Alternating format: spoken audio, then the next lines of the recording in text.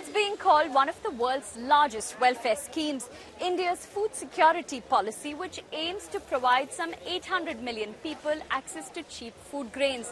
Under the scheme, the government wants to make food a legal right and wants to provide nearly 5 kilograms of grain to two-thirds of the population at a subsidized price.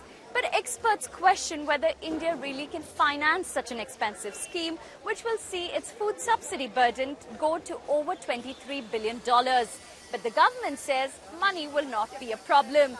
India has the largest number of malnourished children in the world, a rate worse than the average in Africa. And this scheme is intended to combat hunger. But the issue is food procurement, which is a big worry. India is the world's second largest food producer after China. But with inadequate storage space, 40% of food in the country rots on the way to the market. Officials say yet another record production this year could leave the government with 75 million tons of grain on its hands, enough to meet the country's food requirement for another year. But it already has no space for existing grain supplies. But if the law is passed, much of the grain will be utilized.